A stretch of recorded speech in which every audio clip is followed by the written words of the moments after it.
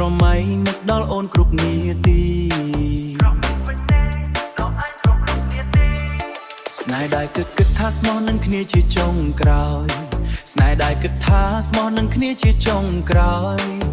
ចុងក្រោយវិញអូនបោកបេះដូងបងឲ្យឈឺចាប់ពីស្រឡាញ់ដែលអូនធ្លាប់និយាយឥឡូវនេះវាប្រែជាខ្យល់បក់ឆ្ងាយស្នេហ៍បងដាក់អូនមិនដែលលេងតែអូនវិញលេងបេះដូងបងដូចល្បាយតើលូនតូនខស្នេហ៍ហើយបងអូនអើយចូលឆ្នាំមកដល់ចិត្តបងស្ងប់មិនឈប់សោកស្ដាយអ្នកណាទំនេរទេមកលួងចិត្តបងបន្តិចបានទេពេលនេះសេតណាអូនចោលបងឲ្យឯកាតើលូនតូនអង្គុយម្នាក់អ្នកឯងលើផ្លូវចាំមើលគេអបអរចូលឆ្នាំបេះដូងបងវិញបាក់ទេស្នេហ៍មួយនេះបងមិនអាចភ្លេចតែអូនវិញភ្លេចបងងាយបែបនេះ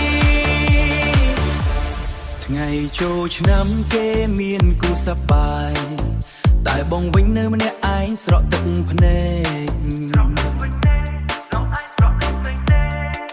តែបងវិញនៅម្នាក់ឯងស្រក់ទឹកភ្នែក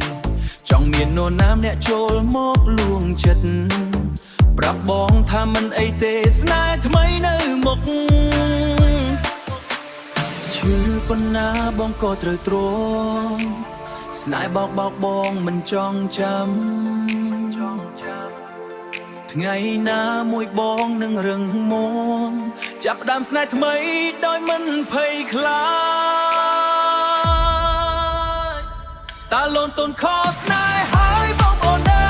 យចូលឆ្នាំមកដល់ចិត្តបងស្ងប់មិនឈប់សោកស្ដាយអ្នកណាទំនេរទេមកលួងចិត្តបងបន្តិចបានទេ